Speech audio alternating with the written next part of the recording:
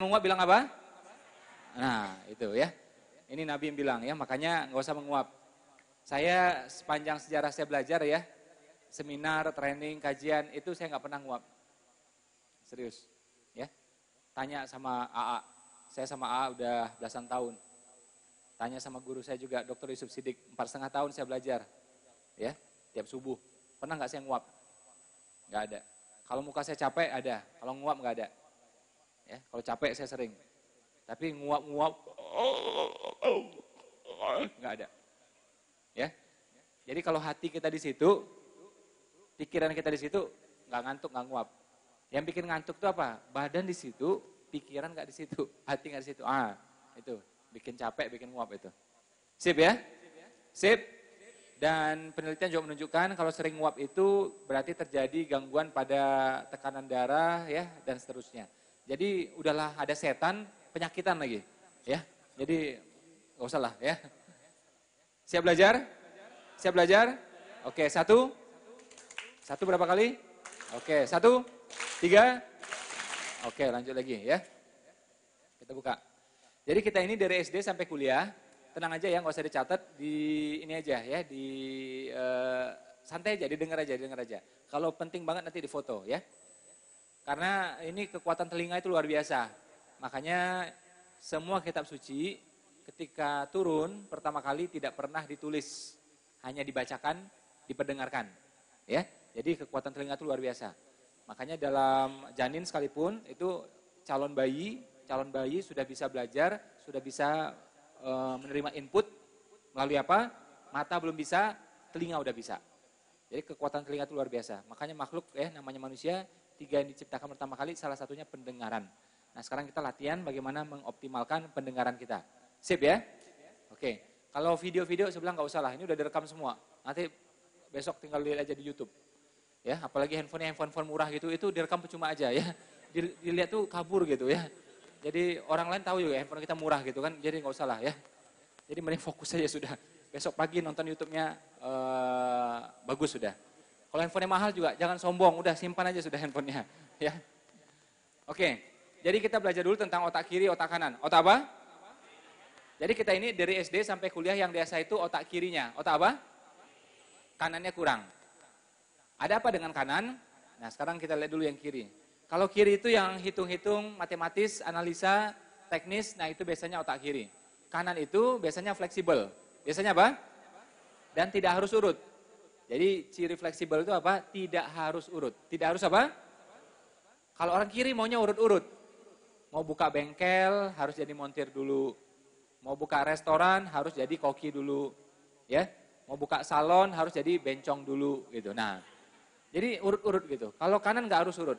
Satu-satunya profesi yang harus urut adalah tukang urut. Ya, nah, hanya tukang urut yang harus urut. Selain tukang urut kita tidak harus urut. Kita bisa mulai dari mana saja. Ada modal, buka usaha. Nggak ada modal, tetap buka usaha.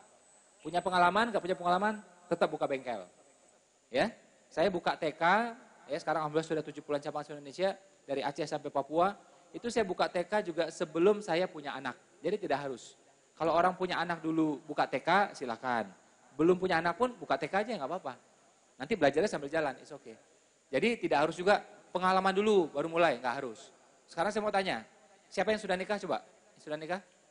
Oke, mana yang lebih penting? Bisnis atau pernikahan? Dua-duanya penting, mana yang lebih penting? Nikah lebih penting. Dan ternyata nikah itu tidak mengharuskan pengalaman. Benar nggak? Jadi bisnis juga sama, nggak perlu pengalaman. Ini bisnis, ini pernikahan. Pernikahan katanya lebih penting, benar nggak? Nggak harus pengalaman. Mana ada calon mertua nanya, kami mencari calon menantu yang punya pengalaman di bidangnya selama 3 tahun, nggak ada. Biasanya malah yang cari nggak pengalaman gitu ya. Jadi tidak harus. Misalnya juga mau jadi pengusaha harus pakai garis keturunan, nggak harus juga. Kalau ngomong keturunan kita semua sekarang jadi pelaut. Karena nenek moyang kita katanya seorang, nah itu. Jadi ternyata nggak harus juga. Ya, jadi modal nggak harus, keturunan nggak harus, pengalaman nggak harus, semuanya nggak harus. Nah jadi kalau ada ya alhamdulillah nggak apa-apa. Kalau nggak pun ya nggak masalah. Ya. Ada lagi ngomong, oh ini saya nggak ada garis tangannya Pak untuk jadi pengusaha. Garis tangan gimana? Itu ada motivator terkenal di dunia namanya Nick Vujicic. Tangan aja nggak ada, tahu nggak? Jadi kalau Anda tanya sama dia, garis tangannya apa Pak? Anda dimaki sama dia itu. Ya, tangan aja nggak ada, gimana garis tangan coba? Oke, jadi garis tangan, pengalaman dan seterusnya tidak harus. Jadi kuliahnya pertanian, tahu-tahu buka restoran, bisa. Ya, kuliahnya di accounting, tahu-tahu sekarang marketing, bisa. Tidak harus urut. Ya, kalau teman-teman lihat juga, misalnya latar belakang Agim juga bukannya ngelotok banget ilmu agama seperti pesantren apa juga enggak sebelumnya. Ya kan? Ternyata alhamdulillah bisa bikin pesantren. Sekarang saya lihat tuh banyak orang bisa bikin pesantren, backgroundnya bukan pesantren, banyak. Ya, bangun pesantren itu 2 aja yang penting. Niat baik dan duit. Nah udah, bangun udah, insya Allah. Ya, kalau nggak ada duitnya juga nggak bisa bangun ya. Jadi pertama fleksibel. Pertama apa? Fleksibel, mampu beradaptasi. Tidak harus A, maka terjadi B. Jadi kalau kata Albert Einstein, ya kata Albert Einstein, dengan logika kita dapat bergerak dari titik A ke titik B. Tapi dengan imajinasi, dengan otak kanan, kita dapat bergerak dari titik A ke segala arah. Ya, jadi tidak harus urut. Dan kita masuk yang kedua adalah tentang imajinasi. Tentang apa? Saya berharap teman-teman pada tahun 2020 benar-benar menjemput keajaiban. Jangan gini-gini aja gitu. Ya, jadi harus lebih baik lagi. 5 kali, 10 kali harus lebih baik lagi insya Allah. Ya, ini saya lihat banyak nih potongan ini. Orang-orang kaya banyak di sini saya lihat. Calon-calon ya. Nah, tapi nggak apa-apa, amin ya. Yang jelas nih saya lihat banyak wajah santri ya. Dari tamatan pesantren banyak di sini saya lihat ya. Pesantren kilat gitu ya. Kilat campur petir gitu ya. Nah, ini banyak di sini saya lihat itu ya. Tapi satu hal yang pasti, wajah-wajah cicilan banyak di sini saya lihat. Serius. Ya. Ada yang punya utang ada? Enggak usah dijawab, kelihatan ya, kelihatan udah semua. Doa iya, zikir iya, bayar. Nah, cara bayarnya ada 2, ini penting. Kalau mau dicatat boleh, ini tipsnya penting nih ya. Cara bayar hutangnya ada 2 ya, di handphone boleh, di kertas juga boleh kalau mau dicatat. Yang pertama, kasih langsung ke orangnya. Kedua, ditransfer. Ya, nah yaudah. Ini penting ini ya, mau dicatat silakan ya. Udah dicatat? Aduh, gimana mau jadi pengusaha ya, gampang ditipu ya. Jadi, yang kedua adalah imajinasi, maksudnya apa? Impiannya besar. Impiannya apa? Kalau kita punya impian besar, berarti kita percaya bahwa Allah Maha Besar. Kalau kita bercita-cita kaya, berarti kita percaya bahwa Allah Maha Kaya. Jadi boleh insya Allah. Ya. Dan cara pikirnya berbeda. Maksudnya gini, kalau punya impian, jangan mikir kantong sekarang. Jangan mikir utang sekarang. Jangan mikir keadaan sekarang. Ya. Nah, ada orang karena keadaannya, ya udah itu mempengaruhi cara pikirnya. Wah, mana bisa kaya, Pak? Ibuku, ayahku orang susah, keluargaku orang susah, tetangga juga susah. Yang gak usah ngomong, kita semua juga tahu, ya enggak? Orang susah biasanya tetangganya susah juga biasanya. Ya. Terus juga saya sekolahnya putus juga Pak di tengah jalan dan seterusnya lah. Sekarang hutang sekian katanya. Nah, ini kalau cara pikir gini udah susah kayaknya udah. Harus ya, boleh jadi gini. Ya, walaupun orang tua saya susah, walaupun keluarga saya susah, walaupun lingkungan saya susah, walaupun saya putus sekolah, tapi insya Allah saya bisa sukses, bisa kaya, bisa soleh, bisa dermawan. Jadi latar belakangnya sama, cara pikirnya yang beda. Ya, dan Allah itu punya sifat namanya Maha Oke. Maha apa? Maha apa? Wah, nggak ada Mas Ipo, saya pun nggak pernah baca itu ya. Di kitab-kitab nggak ada, Asmaul Husna nggak ada. Ada saya bilang. Ya, Maha Oke. Jadi kalau kita bilang, waduh ini bakal berat ini. Allah bilang, oke, berat. Gitu. Ya, waduh ini bakalan susah hidup nih. Oke, susah. Aku seperti persangkaan hambaku. Makanya sangkanya baik-baik aja. Wah, kayaknya habis ikut kajian ini, ikut mabit ini, insya Allah kaya raya nih. Gitu. Mikirnya baik-baik aja. Ya, dan itu bagian dari baik sangka, bagian dari doa, bagian dari sugesti. Dan Masya Allah ya, itu ternyata baik sangka itu menyehatkan tubuh. Jadi positive thinking itu, ngapain tadi? Bisa apa? Menyehatkan tubuh. Makanya orang yang sering mengeluh, itu pasti daya tahan tubuhnya nggak bagus. Ya, jadi mengeluh itu sama sekali nggak bagus. Jadi ngusir teman, jadi teman menjauh, rezeki menjauh, dan merusak tubuh. Nggak bagus mengeluh itu. Ya, nah, jadi impian mesti besar. Impian mesti apa? Karena kita percaya bahwa Allah Maha Besar. Punya impian kaya boleh, karena Allah juga membolehkan kita kaya satu hal, dan Allah juga Maha Kaya. Ya Goni, ya Mukni, kaya dan mengayakan. Jadi boleh insya Allah. Saya cek itu ya 10 orang yang dijamin masuk surga, 7 itu kaya. Ya, jadi mereka ini sudahlah dijamin kaya, dijamin masuk surga. Kalau kita saldo nggak jelas, amal nggak jelas. Ya. Insya Allah kalau hadir sini udah jelas, insya Allah ya. Mudah-mudahan amin. Tapi ini ya, 7 orang dijamin masuk surga itu kaya.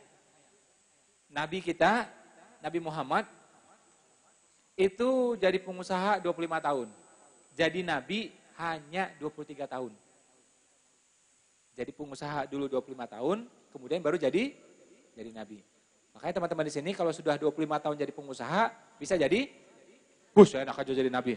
Ajaran sesat itu ya. Jadi orang soleh insya Allah ya. Soleh, dermawan, kaya raya, amin. Jadi pengusaha dulu 25 tahun, kemudian baru jadi Nabi. Ya, itu Rasulullah seperti itu. Ya, dan Agim juga pernah kutip di bukunya seperti itu. Bang Syafi'i juga nulis di ensiklopedia beliau seperti itu. Saya baca juga macam-macam, semua juga menjelaskan seperti itu. Sekarang kita mau cek, ya ini logika orang sederhana aja. Ada orang Jakarta, orang Depok, orang Bekasi, orang Serang, orang Tangerang. Ya, dia dagang 10 tahun. Kira-kira setelah 10 tahun, kira-kira ekonominya lebih baik nggak? Dia dagang lagi 20 tahun, kira-kira kaya nggak? Kira-kira, ini menurut logika aja nih, 20 tahun dagang, kira-kira kaya nggak? Insya Allah kaya. Nabi kita tuh 25 tahun. Ya, jadi kalau ada orang Jakarta, dagang 25 tahun, jujur, gigih, ya punya mentor, ya insya Allah 25 tahun ya kaya. Nabi jujurnya jangan ditanya, gigihnya jangan ditanya, benar nggak? Jadi logika mengatakan, ya beliau kaya. Makanya mas kawin pada Khadijah sampai puluhan ekor onta. Ya, ini juga dikutip ya di beberapa kitab disampaikan ulang oleh Ustaz Abdul Somad. Ya, puluhan onta mas kawinnya. Coba anak muda mana sekarang umur 25 tahun bisa ngasih puluhan onta yang nilainya sekitar ratusan juta rupiah. Kita biasa mas kawinnya apa itu? Seperangkat alat fitness biasanya ya. Nah. Ini kita suka ngakal-ngakalin ya. Mahar itu, coba yang laki-laki yang belum nikah coba angkat tangannya. Biasanya mukanya kelihatan tuh agak nelongso biasanya gitu ya. Nah. Kalau yang sudah nikah biasanya muka-muka tertekan ya. Nah. Pertama karena tagihan, kedua karena istri biasanya ya. Nah. Ini ada nih wajah-wajah takut istri kelihatan di sini ya. Nah.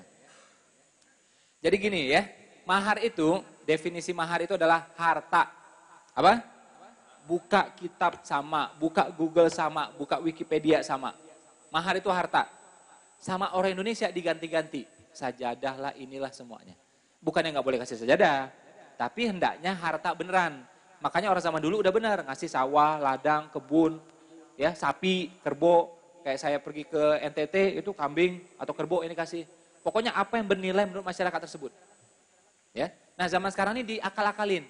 Ini kan lebih berharga. Ya, kasih sajadah harga 200.000 padahal. Ya.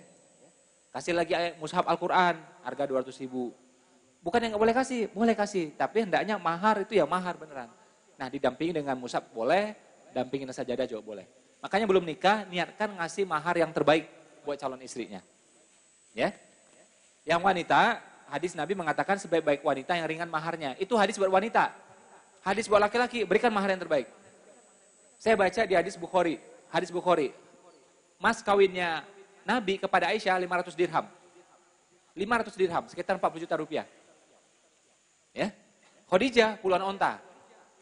Kenapa kepada Aisyah lebih sedikit? Karena ini udah masuk masa perjuangan. Ya, duit gak terlalu banyak. Tapi gitu tuh, minimnya Nabi tetap aja 40 juta, lumayan lah. Ya. Nah, jadi itu buat laki-laki. Karena apapun yang terkait pernafkahan, apapun terkait dengan uang, itu di pundaknya laki-laki semuanya. Wanita tidak harus bisa cari uang. Yang penting bisa minta uang. Itu aja udah. Belum nikah, nafkahnya ditanggung ayah, laki-laki. Sudah nikah, nafkah ditanggung suami, laki-laki. Suami meninggal atau bercerai, penafkahan ditanggung ayahnya atau pamannya atau saudara laki-lakinya. Itu sebenarnya. Makanya saya bilang laki-laki mesti kuat cari uang. Karena itu saya bilang juga ciri laki-laki sejati sedikit bicara banyak transfer. Nah itu baru laki-laki. Serius ini. Buat keluarga, buat istri, buat anak, buat darul tauhid itu transfer semua. Ya, makanya orang kalau tanya saya masih sedekah Jumatan udah pakai celeng. Ya nggak banyak emang. Dikit, kadang-kadang juga lupa bawa. Karena mainnya udah transfer semua. Mainnya udah program semua kita udah. Ya, otomatis untuk program ini, otomatis untuk program ini.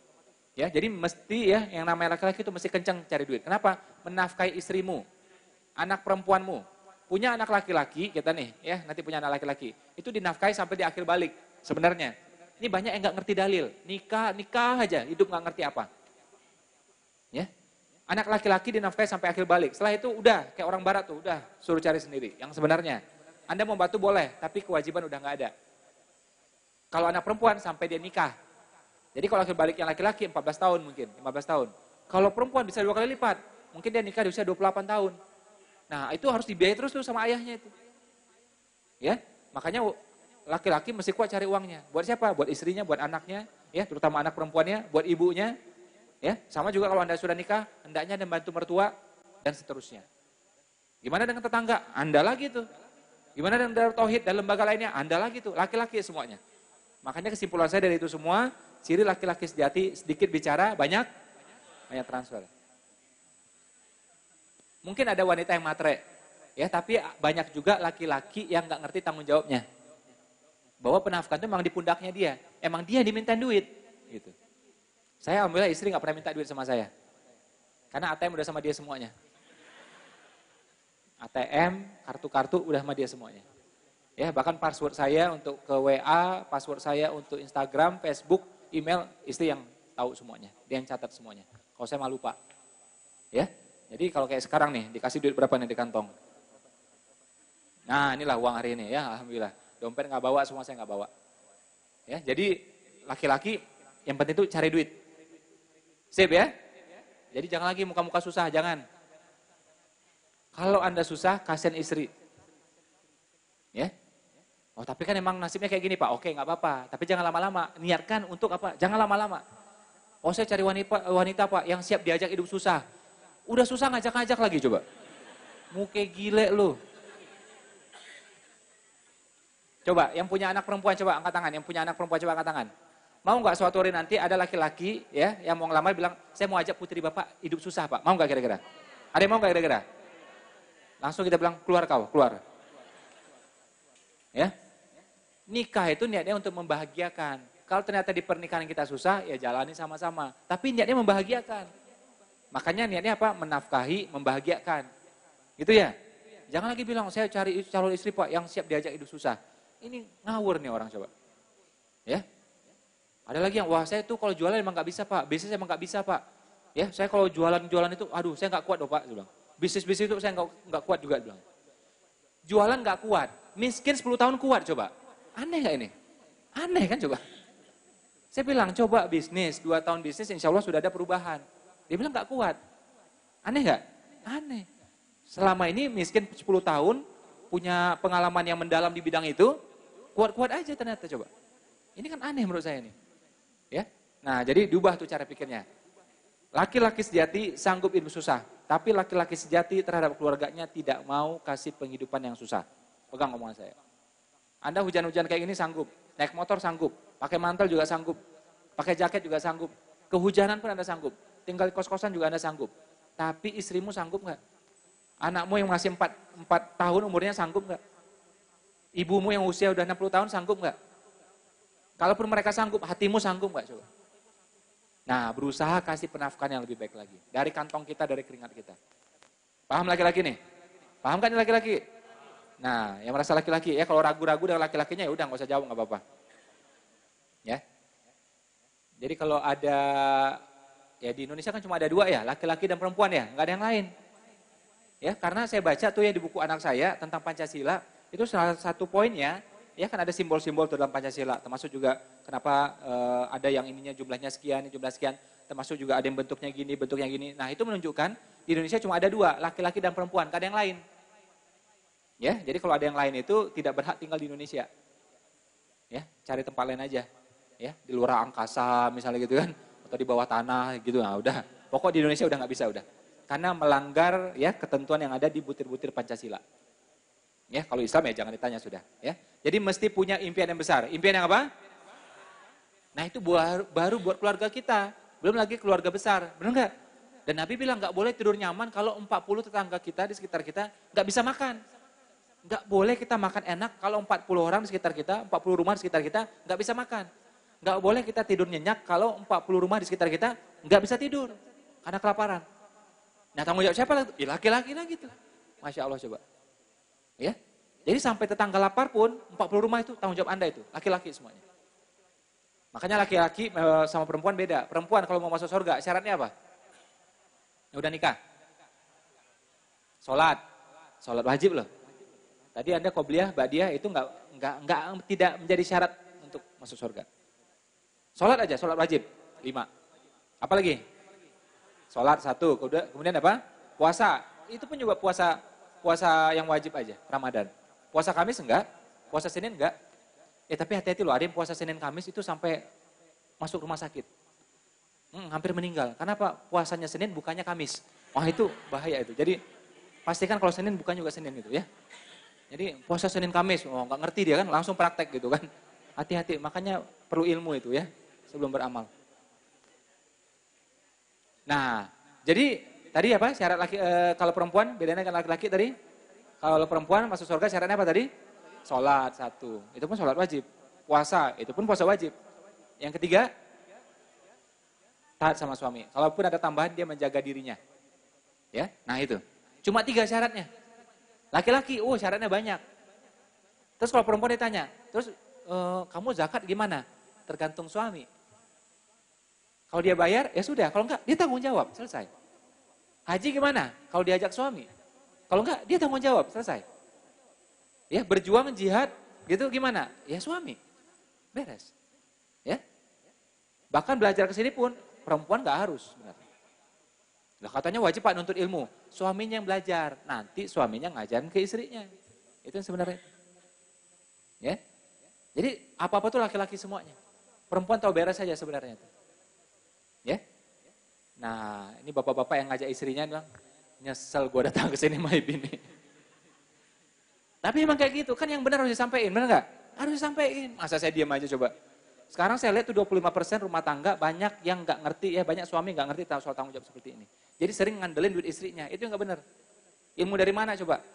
Ya, hukum agama, hukum negara, norma-norma bilang penafkahan di pundaknya siapa? Laki-laki. Hukum agama, hukum negara, sampai juga norma-norma. Nggak percaya juga, buka buku nikahnya halaman terakhir, bagian tengah, atas. Ya, kalau buku nikah saya masih hafal ya. Kalau kitab, tanya Ustaz Adi lah. Ya. Itu ada tulisan namanya sighat takhlik. Benar nggak? Masih ingat nggak itu yang udah nikah? 3 bulan Anda nggak nafkahi, istri Anda keberatan, mohon maaf ya, cerai. Jadi mohon maaf ya, cinta aja nggak cukup. Kasih sayang nggak cukup. Nomor 1 kasih uang, baru kasih sayang, tahu nggak? Anda mas kawin, kasih uang itu. Oke? Makanya sakinah dan seterusnya itu, kan panjang itu ya ke belakangnya, itu kemudian. Syarat utamanya apa? Ketika Anda menikahi, artinya apa? Anda siap menafkahi dan bertanggung jawab dunia akhiratnya. Kalau sanggup itu, baru nikahi dia. Jadi cinta nggak ditanya di situ. Penghulu nggak ada nanya, kamu cinta nggak? Nggak ada. Cinta mati nggak? Atau cinta monyet? Nggak ada. Atau cinta karet? Nggak ada penghulu nanya kayak gituan. Ya, dia cek mas kawinnya, oke? Siap nggak nanggung ini? Ya, sighat takhlik juga. Siap nggak konsekuensinya? Oke. Nah, sakinah dan seterusnya itu doa yang muncul kemudian. Itu biar laki-laki mesti paham. Ya, jadi modal cinta aja nggak cukup. Apalagi ngaku-ngaku ganteng. Waduh, kalau udah nikah ganteng nggak laku lah, percaya sama saya. Kalau masih SMP, SMA atau kuliah itu ganteng masih berlaku. Oke? Tapi kalau coba tuh udah mulai dewasa, dia usia 20-an, enggak. Karena udah tahu apa cicilan berapa, KPR berapa, ya enggak? Ganteng udah nggak laku udah. Nggak percaya, kita tes sekarang, ya. Coba misalnya wanita di sini ya, mbak-mbak, tete-tete di sini semua, misalnya belum nikah semua, misal nih. Misal aja ya. Ada 2 kandidat jodoh, A dan B. Anda harus pilih, nggak ada pilihan lain, pokoknya A dan B aja udah. Yang pertama ganteng, tapi kere. Yang kedua, tampang biasa aja, tapi kaya. Anda pilih mana coba? Pilih ganteng atau kaya? Ini nggak ada yang lain, pilihan cuma ini ya, ganteng kere, oke? Atau tampang biasa, tapi kaya. Pilih mana coba? Yang pilih kaya cuma angkat tangan. Tuh, hampir semuanya. Yang pilih ganteng ada? Ganteng gak jaminan. Sertifikat tanah baru bisa jadi, nah jaminan. Anda merasa ganteng, pergi ke bank, ya. Pak, saya mau agunkan wajah saya. Diusir masa pampuh, langsung pergi keluar. Gak laku udah. Oke? Nah itu. Jadi memang cara pikir wanita seperti itu. Karena memang wanita itu kata guru saya, dia itu beda sama laki-laki. Laki-laki itu dia me. Perempuan itu di semuanya. Jadi laki-laki ngapain? Melamar, melamar, menikahi, benar nggak? Menafkahi, melindungi dan seterusnya. Perempuan di semua, dilamar, benar nggak? Dinikahi, dilindungi, dinafkahi dan seterusnya. Jadi memang fitrahnya laki-laki itu. Ya, ini banyak yang nggak sadar soal kayak ginian, makanya saya sampaikan di sini. Ciri laki-laki sejati, sedikit bicara banyak, nah pegang itu. Ya, jadi jangan modal ganteng, nggak laku ganteng benar. Apalagi di sini saya lihat nggak ganteng-ganteng banget saya lihat. Ya. Masih kalah lah dengan pembicara, ya. Nggak bisa balas kan mic-nya di saya soal. Itu ya, kalau ngaku ganteng sama sekarang udah nggak bisa. Itu ya, di seluruh manusia, setengah kegantengan diberikan kepada Nabi Yusuf. 50% ke Nabi Yusuf. Sisanya dibagi-bagi buat kita. Jadi kita ini dapat sisa semua. Ya, nggak bisa ngaku-ngaku ganteng, udah nggak bisa. Nabi Yusuf tuh saking gantengnya tuh ya, itu kalau lagi motong, perempuan lagi motong buah, beberapa perempuan, itu lihat Nabi Yusuf pertama kali, langsung tangannya kepotong. Al-Quran yang bilang, bukan saya yang bilang. Ya, beberapa wanita, lihat beliau pertama kali, langsung kepotong tangannya coba. Orang lagi lapar, lihat wajahnya, hilang laparnya coba. Ya, nah jadi kalau pengen tahu suaminya ganteng atau tidak, nah kalau lagi puasa Senin Kamis, lihat wajah suaminya. Sore-sore itu, hilang nggak laparnya? Atau hilang selera makannya? Nah itu, patokan ganteng itu aja udah. Ya, ini definisi ganteng terbaru kayak gitu ya. Nah jadi udahlah, laki-laki udah nggak bisa ngaku ganteng saya bilang. Mending ada cari uang lebih banyak ya sudah. Ya, sip ya. Ini serius ini. Jadi sampai ada amalan-amalan Islam itu yang memang menuntut harta. Contohnya apa? Haji, umroh, akikah, kurban, zakat, sedekah, wakaf. Itu pakai duit semuanya. Pakai senyum nggak bisa. Ya, Anda pergi ke ambil zakat. Saya mau zakat Pak tahun ini. Gitu. Nggak bisa. Langsung nanti keningnya dipegang. Bapak panas? Oke? Nggak bisa. Bayar beneran. Ya. Nah, sedekah emang luas. Salah satunya senyum. Ya. Donor darah juga bisa. Ya, sholat duha juga bisa. Oke, itu sedekah. Tapi namanya zakat udah nggak bisa. Makanya Islam dibedain. Ada namanya infak. Namanya apa? Nah, infak itu duit beneran.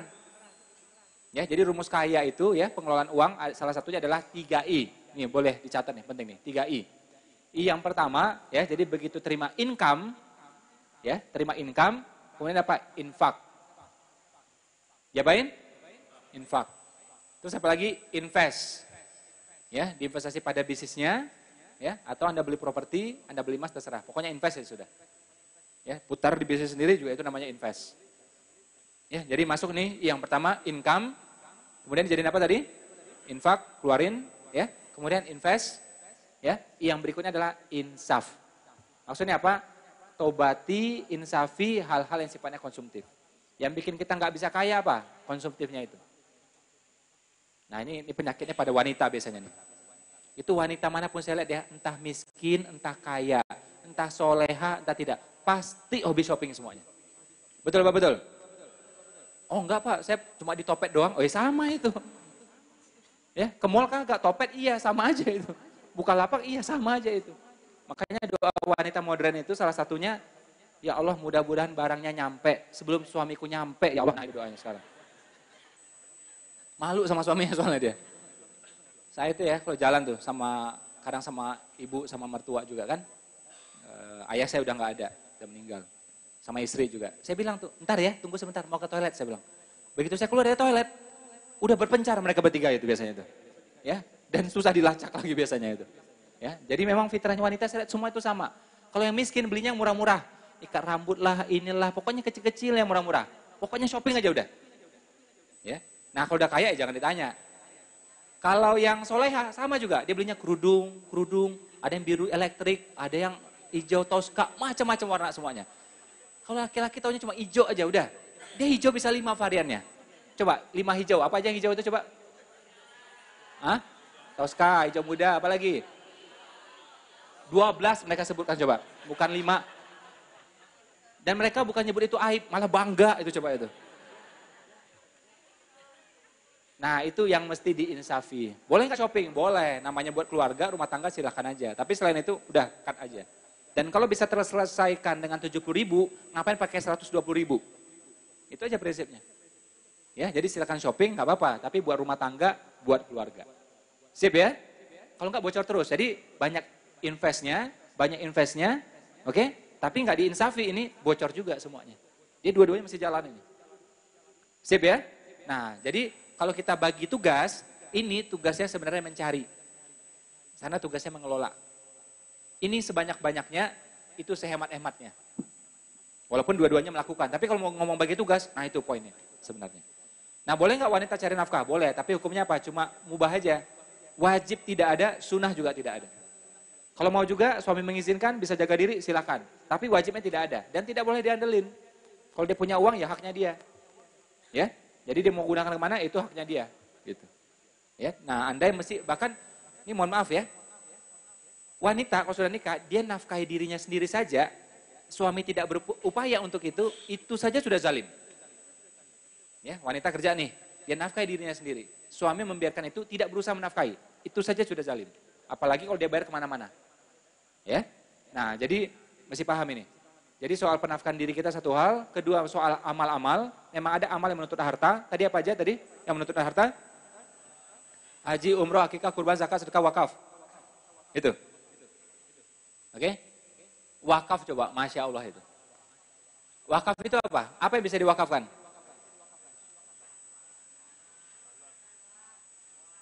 Sekarang sih udah berkembang, wakaf tunai. Tapi saya kasih tahu apa adanya, boleh? Ini banyak yang nggak ngerti apa adanya, nggak ngerti sejarah. Ya, saya ngomong pakai data, semua pakai dalil semuanya. Bukan saya ngarang-ngarang. Ini omongan jadi amal jariah atau dosa jariah nih, nggak main-main. Direkam lagi sekarang. Ya, wakaf itu di zaman Rasulullah, di zaman sahabat, ya, itu nggak ada yang namanya wakaf tunai. Wakaf itu properti.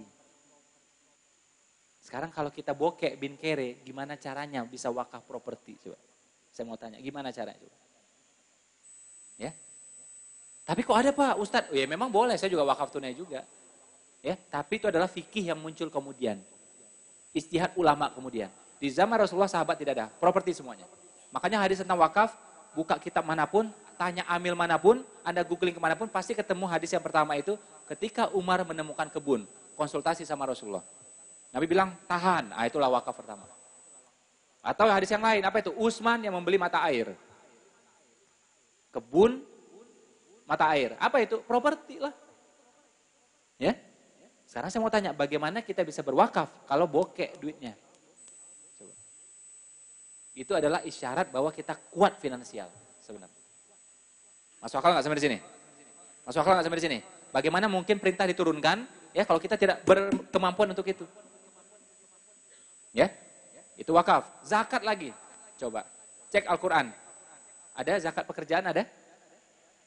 Zakat profesi ada? Ini sekali lagi saya tegaskan ya, bukan berarti wakaf tunai tadi salah, enggak. Jadi ulama melihat, oh ternyata kita nggak bisa nih wakaf properti, nggak bisa wakaf tanah, sawah, ladang nggak bisa. Ulama istihad, wakaf tunai, 500.000 dikumpulin, 1 juta dikumpulin, ya, kemudian dijadikan properti, kemudian dijadikan bisnis, ya. Tapi aslinya nggak gitu, aslinya properti langsung aslinya, ya. Jadi wakaf tunai nggak salah, boleh, ya. Saya juga pernah wakaf tunai. Nah sekarang kita cek zakat. Ada zakat profesi ada di Al-Quran? Di hadis ada?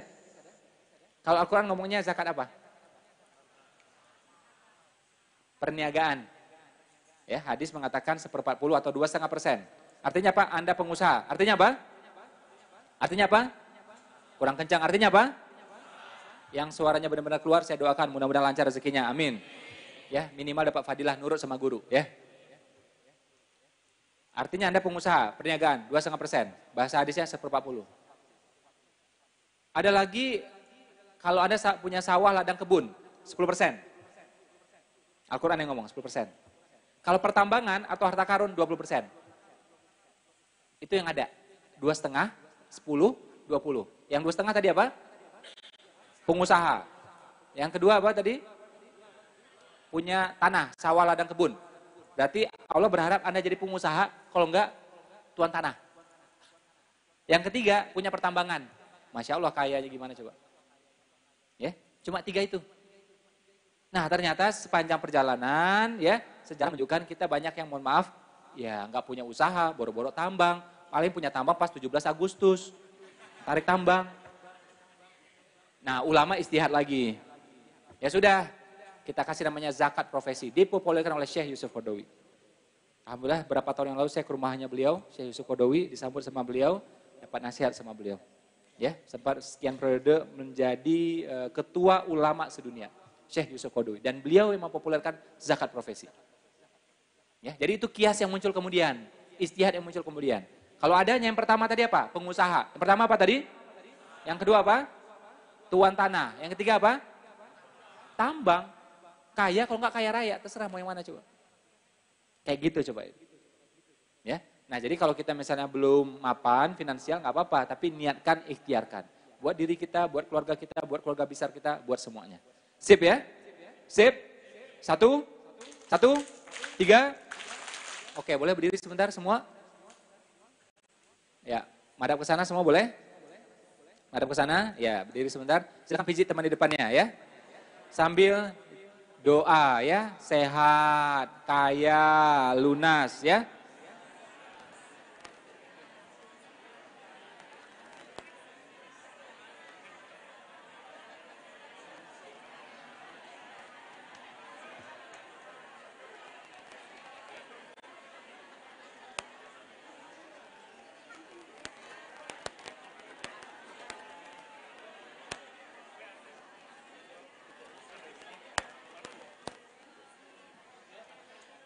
Doa yang kencang, sehat, soleh, kaya, lunas.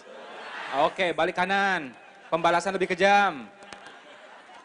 Doakan, sehat, soleh, kaya, lunas.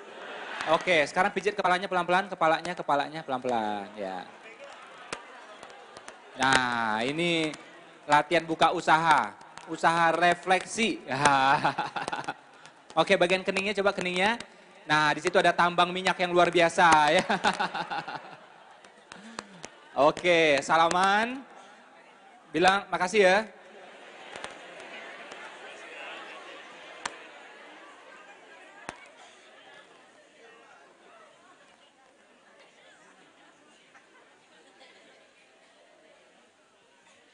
Karena kaki kalau lama bertekuk itu lama-lama nggak kuat biasanya ya.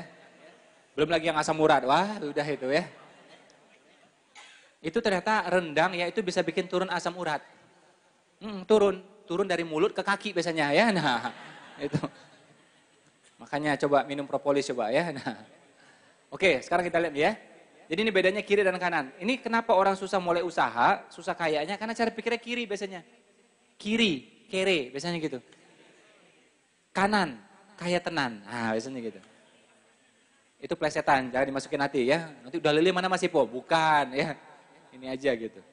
Tapi saya terinspirasi dari hadis-hadis yang bunyinya kanan. Mulailah dengan yang kanan.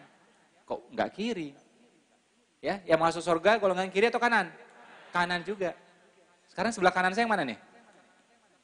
Hah? Ini atau ini? Atau ini aja dah ya. Kanan, kiri ya, masuk surga semuanya. Amin. Mau masuk sekarang? Kalau mau tak bantu. Sampai juga ya saya baca itu Musa nerima wahyu dari sebelah kanan. Al-Quran yang ngomong. Musa nerima wahyu di sebelah kanan. Ya, ada lagi hadis ya, itu Nabi kalau terima wahyu ada cahaya sebelah kanannya. Luar biasa nih kanan, ada apa dengan kanan? Jadi itu bikin saya terinspirasi pertama, kenapa kanan gitu. Akhirnya saya gali nih, baca buku juga Daniel Pink ya, ini itu udah macam-macam, lahirlah ini semuanya. Ya, termasuk juga bukunya Thomas Friedman gitu ya, lahir itu semua. Saya gali terus, akhirnya saya ketemu ini. Jadi kalau kiri itu dia self-centric, fokus pada dirinya sendiri. Kalau kanan ada centric, fokusnya pada orang lain. Walaupun jadi ayah, fokusnya pada anak. Walaupun jadi suami, fokusnya pada istri. Walaupun jadi atasan, fokusnya pada bawahan. Mana yang lebih penting, atasan apa bawahan? Lebih penting bawahan. Coba keluar rumah nggak pakai bawahan, ya, nah bisa ditangkap polisi itu ya. Makanya di sini yang merasa dirinya atasan, jangan sombong. Di Tanah Abang itu atasan cuma 50.000, ya. Bonus lagi kaos kaki, ya. Nah. Terus kalau kiri itu dia realistis dan logis. Ya, wah mana bisa kaya Pak, keluargaku susah, semua susah, ngomong gitu, realistis logis. Kalau kanan imajinatif, walaupun keluargaku susah, insya Allah aku bisa sukses, bisa kaya. Imajinatif. Ya, bisa bangun masjid. Ya. Coba bayangkan ya, saya ingat kata-kata Agim belasan tahun yang lalu. Apa enggak menyenangkan? Suatu hari kita meninggal, kita nutupkan mata, tapi sudah ada sekolah-sekolah yang terbangun, wasilahnya lewat tangan kita. Sudah ada rumah tahfiz yang terbangun, wasilahnya sekian persen lewat keringat kita. Ada pesantren yang tegak berdiri karena pemikiran kita, karena uang kita, karena jeripaya kita. Setelah itu kita tutup mata, kita tinggalkan dunia ini. Ya, itu Agim ngomong belasan tahun yang lalu.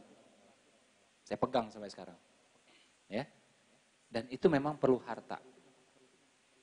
Ayatnya bilang, berjuanglah dengan harta dan jiwa. Masya Allah itu kalimat. Al-Quran itu kalau ngomong gak main-main. Jadi kalau diletakkan di depan, kalau Al-Quran ya, beda sama hadis, beda dengan ucapan kita. Kalau diletakkan di depan, kemungkinan besar itu lebih utama daripada yang muncul kemudian. Contoh, dirikan sholat dan bayar zakat. Berarti sholat lebih utama. Pasti udah. Taat Allah, taat Rasul. Berarti Allah lebih utama. Gak ada ayat Al-Quran ngomong, taat Rasul, taat Allah. Mana ada. Tapi kalau kita ngomong hari-hari mungkin. Kebalik-balik gitu ya. Nah, sama juga berjuanglah dengan harta dan jiwa. Hartanya di depan coba. Bingung kita kan? Jadi harta lebih utama. Andai kata jiwanya nggak ada, harta bermanfaat. Buat apa?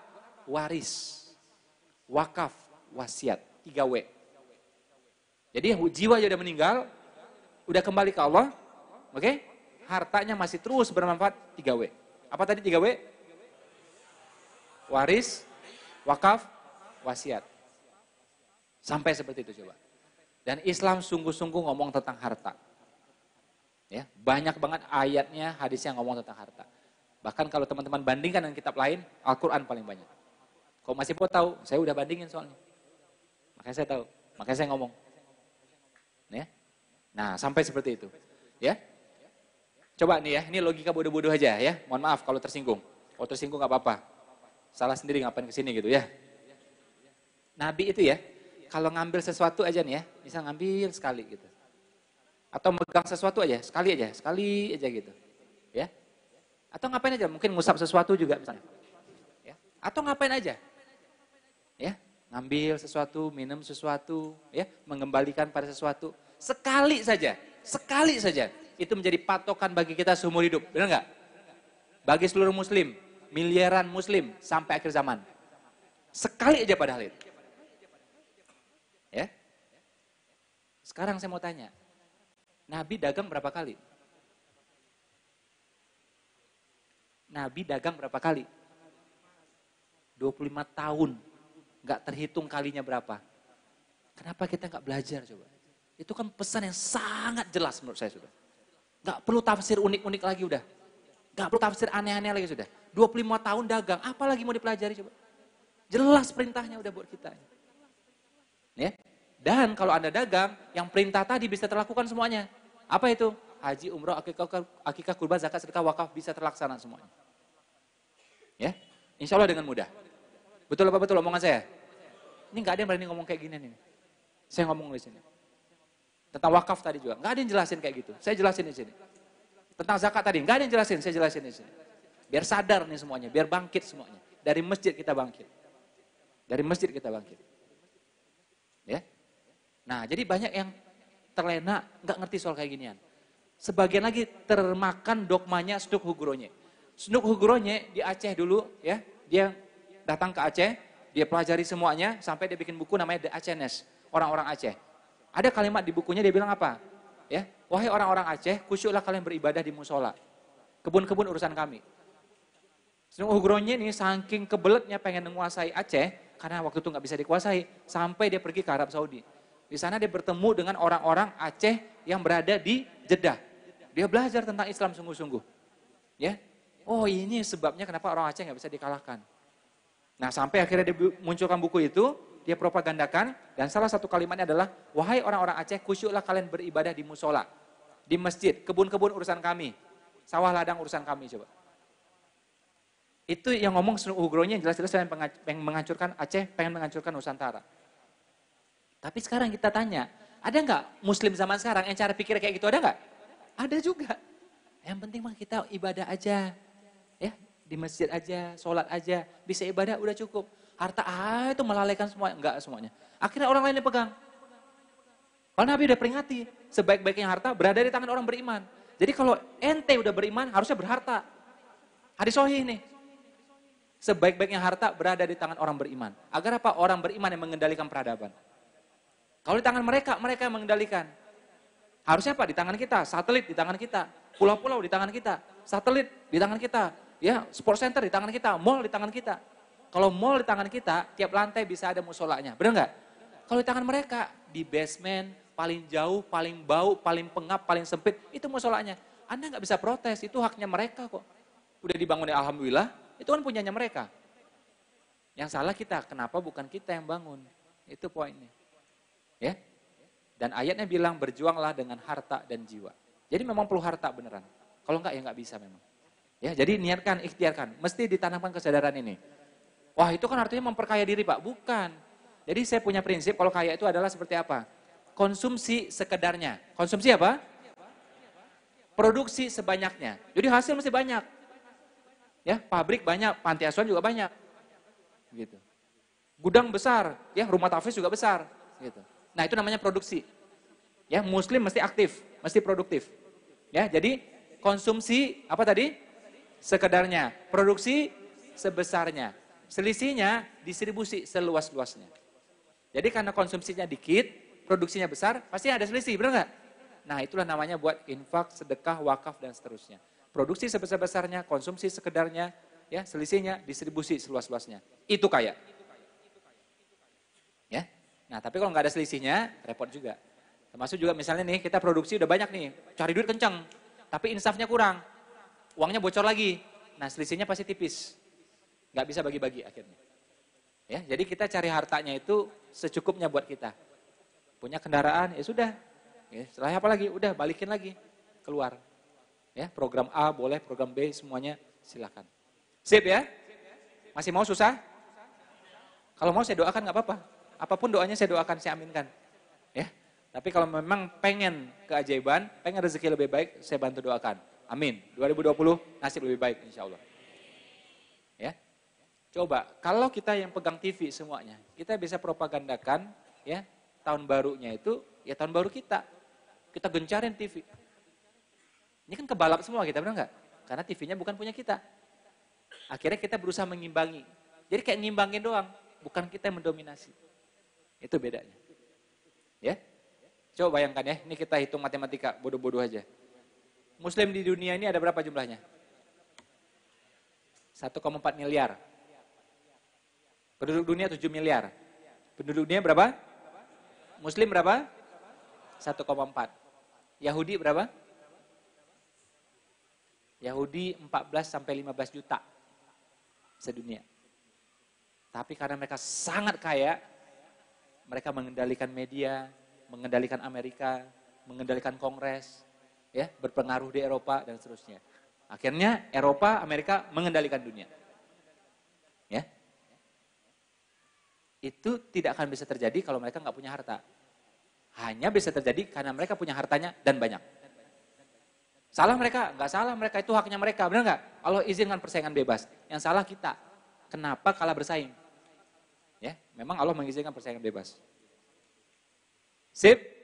Sip? Oke, angkat tangan kanannya. Tepuk bahu teman sebelah kanan. Yang kencang sampai bunyi, bilang sadar woi. Insaf woi.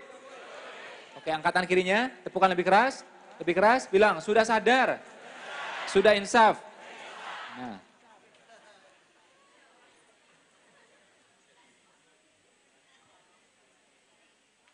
Ada lagi yang bilang, waduh saya ini kalau menikah sama orang Pak, udahlah Pak, terima aku apa adanya Pak. Saya kalau disuruh dagang lagi repot Pak, suruh bisnis lagi repot Pak. Terima aku apa adanya katanya. Terima aku apa adanya. Artinya apa? Ini orang nggak mau berubah, benar nggak? Kalau Nabi Yusuf yang ngomong, Nabi Sulaiman yang ngomong, nggak apa-apa, benar nggak? Dia ngomong sama calon istrinya, terima aku apa adanya. Oke, aku terima apa adanya. Udah ganteng, kaya, soleh, wibawa, Nabi lagi, aku terima apa adanya. Jangan berubah lagi, jangan berubah lagi. Lah muka-muka kayak gini nggak mau berubah. Tampang nggak jelas, amal nggak jelas, saldo nggak jelas, nggak mau berubah coba. Aneh banget ini. Jadi yang ngomong terima aku apa adanya, artinya apa? Itu orang nggak mau belajar, nggak mau bertumbuh. Jangan terima orang kayak gitu, saran saya. Bukan laki-laki itu. Ya, laki-laki itu imam, dia pemimpin. Artinya apa? Dia ngasih standar yang tinggi buat keluarganya. Jadi yang kata istri standar yang rendah, lemah, dia yang ngasih tinggi itu. Karena dia teladannya, dia pemimpinnya. Ibarat direktur, pasti kasih standar yang tinggi. Ya kan? Nggak mungkin staf lebih tinggi daripada dia. Pasti direktur lebih tinggi. Ya, jadi yang laki-laki, Anda harus punya standar lebih tinggi. Ini nggak main-main ini. Makanya itu doa ya. Ada orang nikah. Doanya apa coba? Terjemahnya keberkahan pada kamu. Benar nggak? Belakang itu K. Laki-laki. Bukan kalian. Doanya Nabi gitu tuh. Kita kadang-kadang ngubah. Kalian diganti. Maka laki-laki itu. Kenapa? Kalau pemimpinnya beres, semuanya beres. Kayak gitu artinya. Itulah imam. Imam itu direktur. Direktur itu penanggung jawab segalanya. Ini banyak nih udah nikah nggak ngerti. Contoh. Pendidikan anak, tanggung jawab siapa? Penafkahan. Tanggung jawab siapa? Suami, laki-laki. Pendidikan anak, tanggung jawab siapa? Ada yang jawab, istri, karena madrasah pertama katanya. Apalagi, istri, kenapa? Dia yang di rumah. Apalagi, istri, atau ada lagi bilang, berdua pak, suami istri. Tanggung jawab itu di mana-mana, di organisasi, di perusahaan, di negara, cuma satu orang, nggak bisa berdua. Pendidikan anak pun tanggung jawab ayah, kepala rumah tangga. Tapi dibilang itu pak, madrasah pertama buat anak itu adalah ibunya, benar nggak? Betul. Tapi jadi yang jadi guru itu ibunya. Oke, tapi kepala sekolah bapaknya. Jadi mau menentukan nih arah pendidikan kemana? Bapaknya. Berhasil atau tidak? Bapaknya menentukan. Jadi misalnya nih anak bisa baca ABCD, salah siapa? Bapaknya. Nah si bapak sebagai direktur boleh kasih perintah kepada istri, kepada general manager, ajari anak ABCD, ajarkan anak alibatasa. Tapi kalau ternyata si istri nggak bisa juga, cari guru ngaji, cari guru les dan semuanya. Bisa atau tidak bisa, tanggung jawab siapa tadi? Karena itu anak tuh binnya ke kita, bintinya ke kita. Artinya kita tanggung jawab atas hidup dia semuanya. Nah banyak nggak paham nih. ASI, tanggung jawab siapa? Coba nih, udah berapa tahun nikah? Nggak ngerti kayak gini coba. Pokoknya penting hidup pak. Ya, penting hidup. Ya. ASI pun tanggung jawab bapak. Karena ASI bagian dari penafkahan. Loh mana bisa keluar pak? Mana bisa ini? Kalau dibaca di Al-Quran, dibilangnya wanita tuh hendaklah menyusui. Jadi hendaklah, bukan wajib di sana. Nah si ayah yang memerintahkan ke istri. Yang memastikan ASI itu masuk ke mulut anaknya. Anak lahir, kamu susui. Tanggung jawab siapa? Ayah. Kepala rumah tangga. Nah ternyata mohon maaf, istri sakit. ASI nggak bisa keluar, cari donor ASI-nya. Pokoknya Anda tanggung jawab semua. Nggak main-main itu. Makanya hidup jangan asal hidup aja. Ya, jadi laki-laki itu masya Allah paling berat sudah itu. Kalau kita ngomong bahasa dunia, paling enak jadi laki-laki, benar nggak? Mau jalan pulang malam nggak ada yang peduli, ngelamar pun bisa sendiri loh dalam Islam itu. Anda sendiri nih, kayak saya dulu ngelamar sendiri. Ya, kalau wanita kan nggak bisa dijagain sama keluarganya. Jadi mau pilih wanita manapun suka-suka Anda semuanya. Jadi kalau ngomong bahasa dunia, paling enak jadi laki-laki. Tapi kalau ngomong bahasa akhirat, paling susah tuh jadi laki-laki. Punya anak nih ntar. Berbakti buat siapa? Ibumu. Tapi kalau gagal mendidik anak jadi durhaka, tanggung jawab siapa? Nah, itu. Gak main-main itu. Untung gak ngerti kan, kalau ngerti mungkin gak berani nikah jadinya. Ya. Aku suka sama dia pak, aku nikah aja pak. Udah, nikah udah. Pas di nikah baru tahu, wah ternyata Masya Allah ya. Itu. Yang sekarang udah tahu, kita tenang aja gini, logikanya gini. Kalau Allah mewajibkan, Allah pasti memampukan, tenang aja. Nggak mungkin Allah dikasih beban gitu, kita nggak mampu, nggak mungkin. Makanya ayatnya bilang apa? Diberi kelebihan atas laki-laki ketimbang perempuan. Ayat ngomong gitu, hadis yang ngomong kayak gitu. Dulu pas saya dengar guru ngaji saya ngomong itu, saya nggak percaya. Ini sekadar motivasi menurut saya. Pas saya buka, loh ayatnya ngomong gitu ternyata.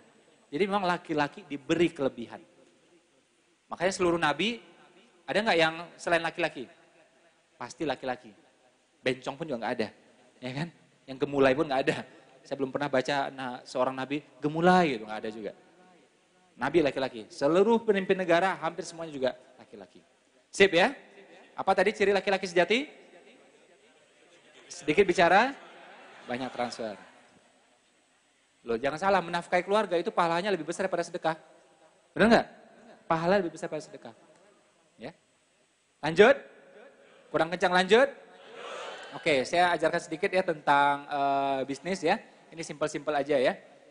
Teman-teman nanti bisa praktek sendiri ya, di bisnis apapun silakan ya.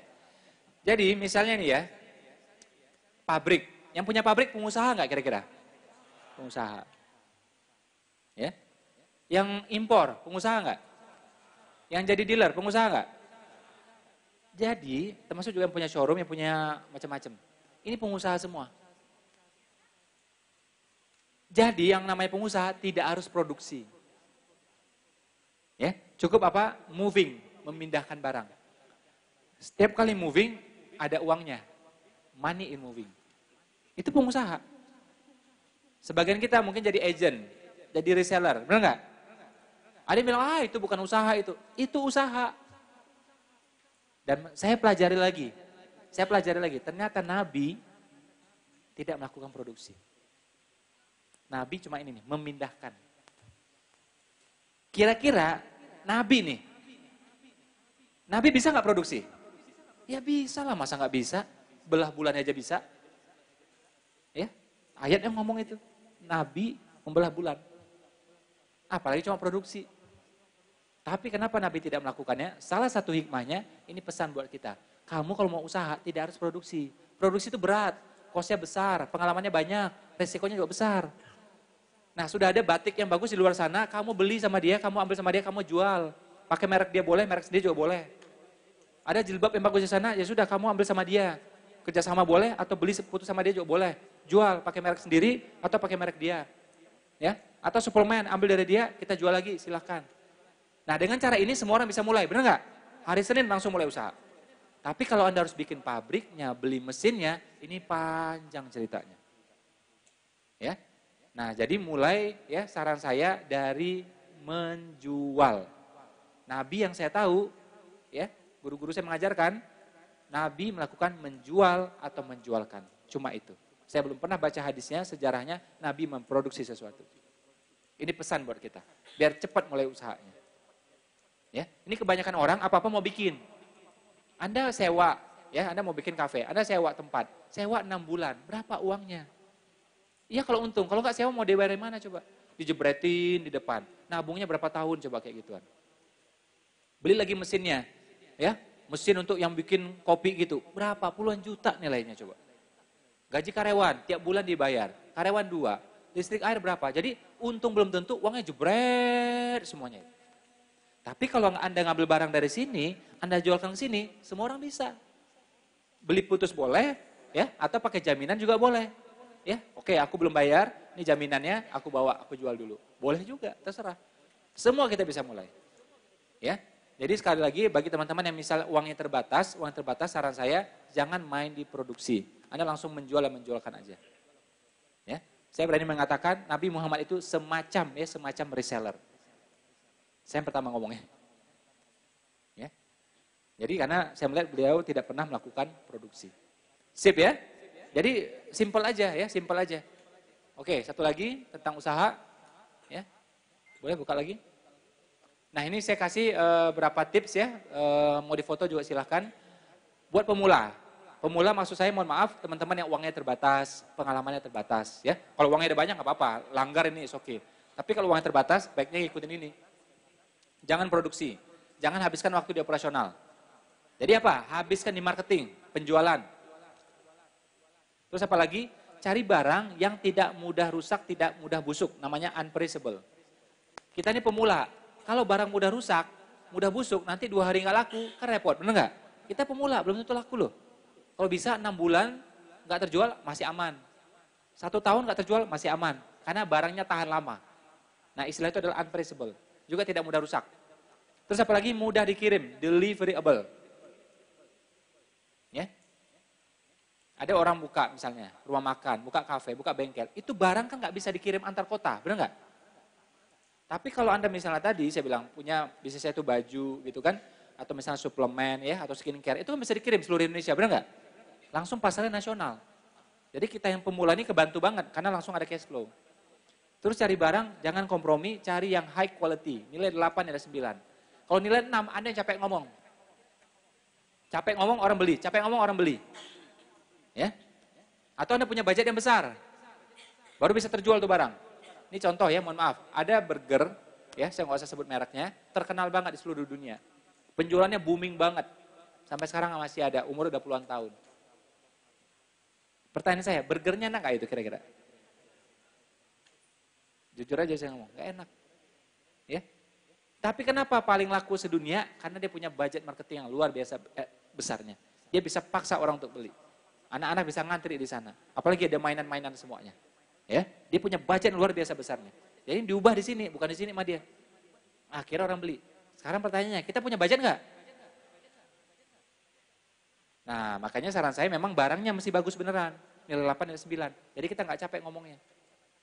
Ya. Terus apalagi saran saya usahakan yang marginnya agak lumayan, ya bukan kita serakah, bukan, tapi kita mau bagi-bagi. Contohnya gini, kalau ada marginnya gede, 30%, 20% Anda bisa kasih reseller. Karena rumus paling ampuh dalam menjual adalah apa? Menjual pada penjual. Ya, menjual pada penjual. Namanya mungkin franchise, licensee, apalagi reseller, keagenan, distributorship, kemitraan, jual pada penjual semua. Ya. Nih, misalnya saya mau jual tisu ini, jual sendiri pasti berat. Nah, tapi kalau saya kasih ke agen, kasih reseller, nah bisa berkembang. Ya. Nah, jadi margin yang longgar itu buat bagi-bagi. Kalau marginnya udah tipis, bagi-baginya repot. Dalam bisnis, bagi-bagi artinya kali-kali.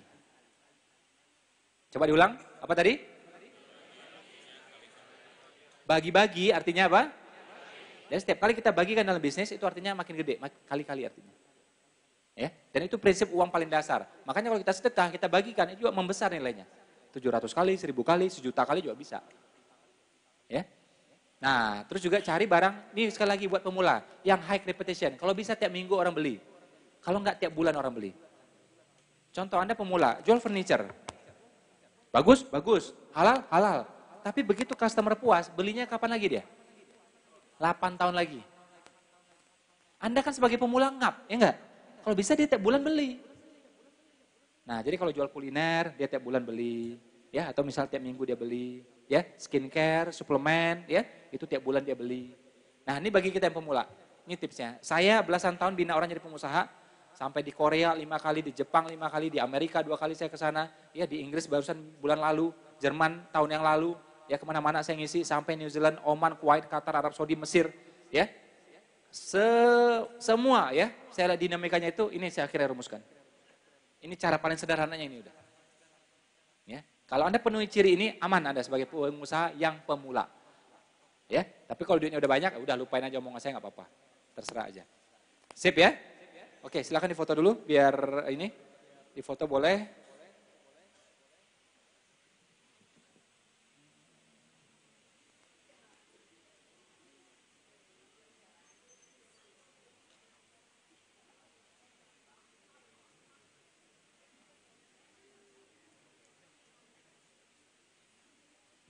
Oke, ini nomor WA saya, silahkan di-save bagi yang mau. Saya seminggu ada 3 kali sampai 5 kali bagi-bagi artikel, bagi-bagi e-book, ya, gratis. Kayak tadi pagi saya kasih 2 artikel malah ya. Silahkan add ya WA saya, free. E-book juga yang biasanya dijual 60.000, 80.000 saya kasih gratis di sini biasanya. Ya, bagi yang mau aja, kalau enggak ya nggak apa-apa. Oh saya udah pinter Pak, ya udah nggak usah ya. Saya udah kaya Pak, ya udah nggak usah ya.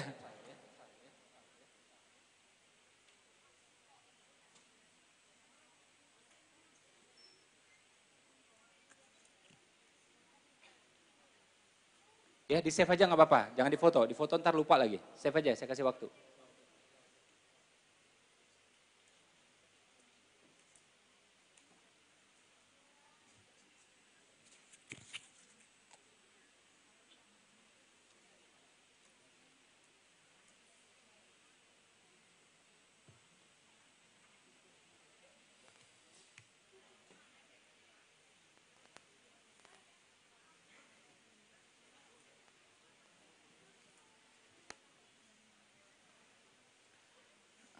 Sudah di-save ya? Yang di atas, kedengeran suara saya? Ya.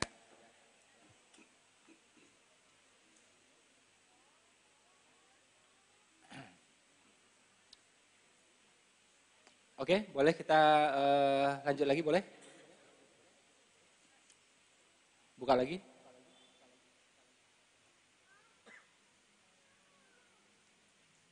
Ya, ini terakhir dari saya ya.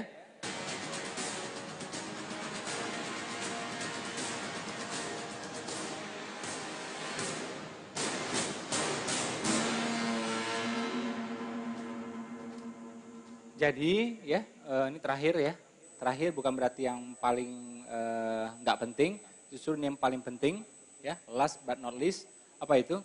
Jadi teman-teman itu kalau punya impian, punya target, diselaraskan dengan pasangannya, diselaraskan dengan orang tuanya, diselaraskan dengan mertuanya. Nah, saya menyebut ini sebagai vision alignment. Jadi mesti selaras. Kita pengen jadi pengusaha, istri nggak setuju, ini berat ini. Kita pengen merantau, orang tua, mertua nggak setuju, ini juga berat. Ya, kalau sudah nikah itu mertua itu kekuatannya sama kayak orang tua. Ya, jadi makanya pemikiran dia sangat berpengaruh dalam hidup kita juga. Ya, kalau dia nyumpah pun itu ngefek dalam hidup kita, nggak main-main itu. Makanya kalau kita sudah nikah, ya sama mertua itu wudhu nggak batal. Sampai kapan pun nggak batal udah. Jadi kayak orang tua beneran. Ya, nah jadi pemikiran dia itu ngaruh. Makanya kita lihat ya ada orang nikah. Tapi ibunya nggak setuju. Akhirnya pernikahannya susah. Ya, dia buka usaha. Istri nggak setuju. Akhirnya usahanya susah. Dia ngambil S2. Orang tua nggak setuju. Akhirnya S2-nya susah. Jadi memang pemikiran mereka itu, ya kekuatannya itu berpengaruh dalam hidup kita. Makanya poin paling mendasar di sini adalah apa? Setiap kali kita punya impian, punya target, pastikan orang tua, mertua, pasangan ridho mendukung kita. Kalau selaras, percepatan. Enggak selaras, perlambatan. Jadi kata kuncinya adalah selaras. Kata kuncinya apa? Contoh, ada yang nanya ke saya, Mas Ipo, saya mau ambil S2, boleh enggak? Ya terserah ibumu, terserah mertuamu, terserah suamimu, terserah istrimu. Ya. Mas Ipo, saya mau pindah ke Bandung, mana lebih baik? Di Jakarta atau di Bandung? Mana yang disetujui sama orang tuamu itu lebih baik. Gitu. Wah tapi kan orang tua rata-rata nggak setuju Pak kalau kita buka usaha. Bener ya? Nah, jadi nggak apa-apa. Jadi kalau misalnya dia belum setuju, ya udah kita dialog terus sama dia. Kita argumen terus, kita doakan terus. Ya, tapi mendapatkan ridho orang tua, mertua, dan pasangan itu penting banget, mutlak banget. Ya, karena memang ada istilah itu kayak ikatan ya yang tidak terlihat yang mengikat kita. Gak percaya? Mau dites? Perlu dites? Oke, silahkan berdiri. Ya, kita tes sekarang ini. Oke, coba berdua, berpasang-pasangan.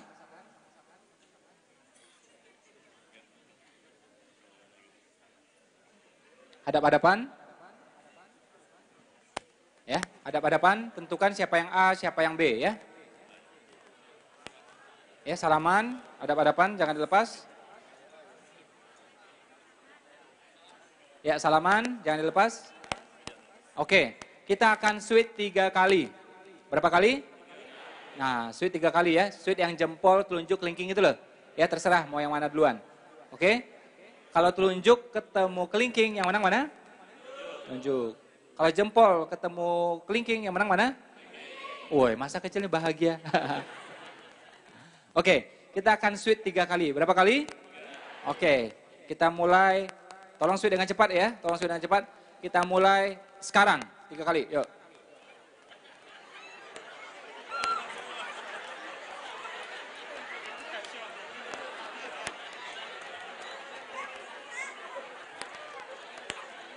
Siapa yang sweet terakhir sama?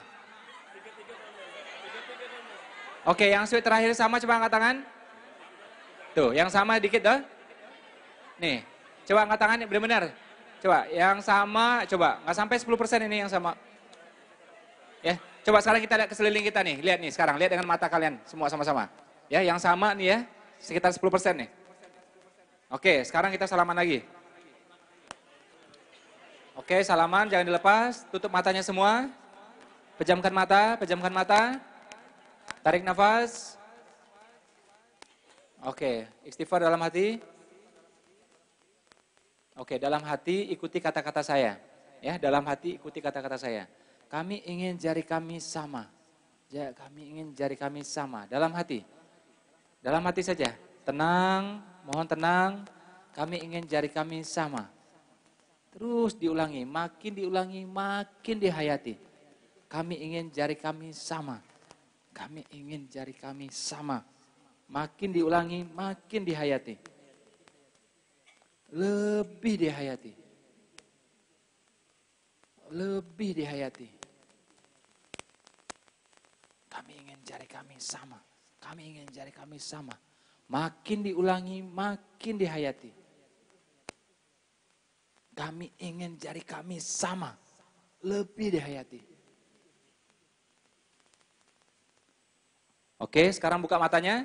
Sekarang sweet 1 kali. Sekarang, cepat.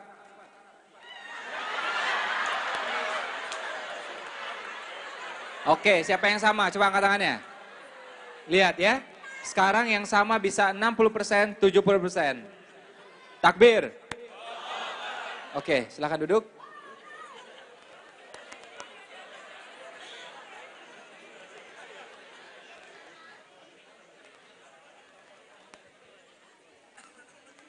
Tadi yang sama cuma 10%, 15%. Pas diulang yang sama bisa 60%.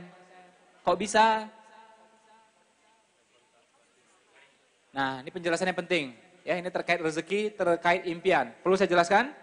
Perlu dijelaskan? Jadi pikiran itu memiliki gelombang. Memiliki apa? Dia memancar dan bisa mempengaruhi satu sama lain. Anda tadi, teman-teman tadi membangun hubungan baru 2 menit. 2 menit, memancar. Ya, bayangkan Anda sama ibunya, sama ayahnya, mertuanya, pasangannya. Bangun hubungan berapa lama? Puluhan tahun. Jangan heran pikiran dia nyambar ke kita. Begitu juga sebaliknya. Ibu-ibu pernah mengalami, anaknya lagi merantau di Jogja, sakit, ibunya bisa tahu. Anaknya kuliah di Bandung, ada masalah, ayahnya bisa tahu, ibunya bisa tahu. Ya. Nah, jadi kalau hubungan emosinya itu deket, ya, biasanya orang tua, mertua, dan pasangan, itu nggak kenal jarak dia. Entah di Makassar, entah di Kalimantan, gitu ya. Entah sakit, entah susah, itu pasangan bisa tahu biasanya. Ya, makanya saya bilang penting itu pikiran itu diselaraskan. Ya, jadi niat baik aja nggak cukup. Niat baik, ya, apalagi mesti kuat, ya, terus apalagi selaras. Baik, kuat, selaras. Coba diulang apa tadi? Sholat berjamaah itu menyelaraskan niat. Tawaf itu juga menyelaraskan niat. Ya. Zakat gimana Mas Ipo? Sama, itu diselaraskan juga. Ya. Uangnya berjamaah. Uangnya berjamaah, nggak main-main itu. Makanya Allah nggak pengen uangnya satu blek dari satu orang, enggak. Tapi rame-rame. Terus apa? Nah, diselaraskan nih sama si Amil. Dan uangnya nggak bisa kemana-mana. Kalau penerima zakat pasti udah teratur jumlahnya, persentasenya berapa, jumlahnya berapa, dan orangnya kemana aja. Benar nggak? Itu diselaraskan namanya semua. Ya, jadi dalam sholat iya, terus dalam apa lagi tadi? Dalam tawaf juga iya, sa'i juga iya, oke, bahkan dalam zakat juga iya. Nah, kalau puasa enggak Pak, ada juga diselaraskan. Kapan? Pas biasanya buka puasa bersama. Tambah lagi Ramadan pas taraweh. Jadi nggak ada yang lepas dari bersamanya itu. Diselaraskan terus semuanya dalam Islam itu. Karena kita tahu efeknya bisa 1 tambah 1 bukan 2, tapi bisa 27, bahkan lebih. Ya, nah kita di keluarga buktikan dulu nih. Makanya kalau impiannya selaras, wah itu cepatnya luar biasa. Tapi orang tua saya nggak setuju Pak, saya jadi pengusaha. Ya itulah tantangannya, Anda doakan, Anda dialog. Semua orang juga ngalamin kayak gituan, saya juga ngalamin. Rumah tangga nggak mungkin sederhana, rumah tangga pasti rumit.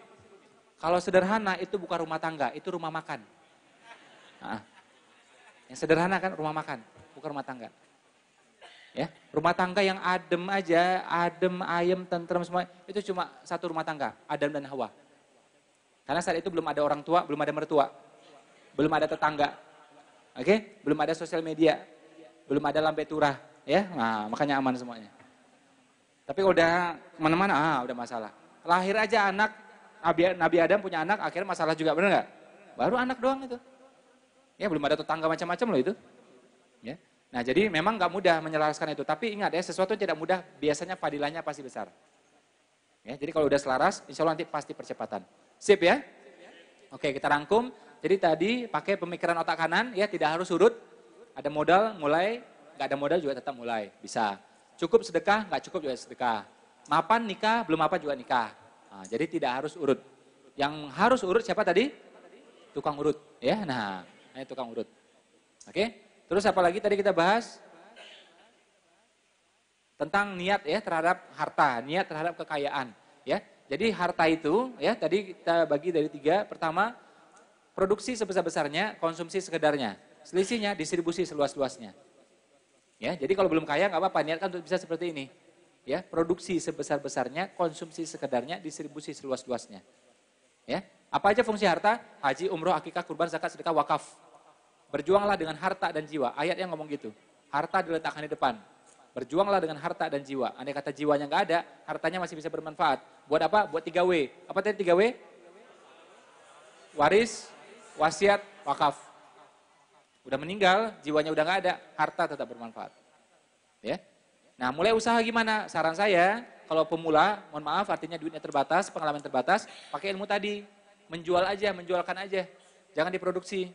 Cari barang yang tahan lama. Jadi kalau nggak laku, karena kita pemula nih, masih aman. Jangan sampai nih barang nih, karena nggak laku 2 hari, basi, kita pemula.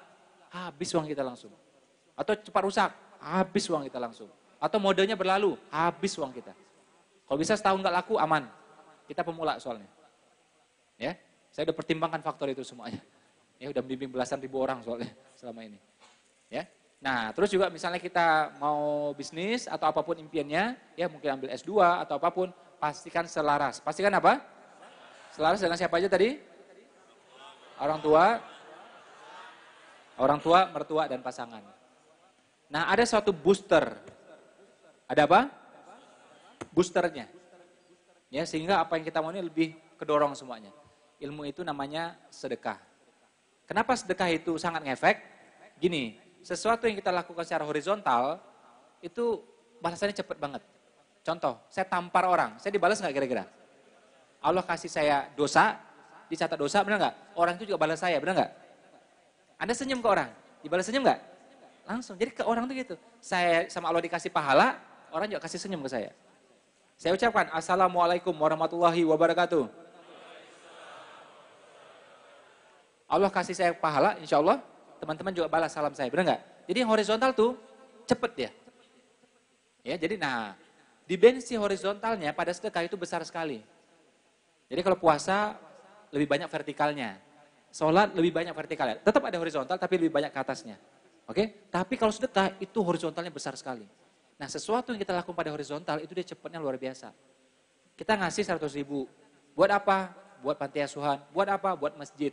Buat apa lagi? Anak-anak yatim. Akhirnya apa? Anak yatimnya itu bisa beli tas, beli pensil, beli pena. Oke? Akhirnya apa? Vendor tas hidup. Pabrik kertas hidup. Benar nggak? Buru-buru pabriknya hidup. Itu menyentuh 700 sisi kehidupan. Jangan heran 700-nya itu balik ke kita. Nah itu dia. Dan hebatnya sedekah, panennya bukan sekali. Anda kasih uang tadi ke panti asuhan, kasih ke anak yatimnya. Anak yatimnya akhirnya apa? Kan sekarang masih kecil, lama-lama SMP dia. Dia biasa masuk SMP, karena apa? Karena uang yang dulu Anda berikan. Dia beli pena, pena itu dia ujian. Gara-gara ujian dia lulus. Masuk lagi SMA, akhirnya dia tamat. Tamat kemudian dia kuliah atau mungkin dia kerja. Dia bisa kerja apa? Karena dulu pernah sekolah. Rentet terus itu. Akhirnya kerja dia nafkahi keluarganya. Dia infak lagi ke masjid. Anda dapat terus pahalanya itu. Jadi panennya berkali-kali. Jadi bukan 700 balasannya. Tanpa batas. Itu baru dunia doang. Akhirat jangan ditanya udah. Ya, nah jadi kalau semuanya tadi itu, kalau pengen busnya cepet, dorong pakai sedekah. Dorong pakai apa? Baik. Oke, itu saja dari saya. Terima kasih. Assalamualaikum warahmatullahi wabarakatuh. Waalaikumsalam warahmatullahi wabarakatuh. Terima kasih Mas Ipo Santosa. Dan masih seputar apa yang disampaikan Mas Ipo tadi.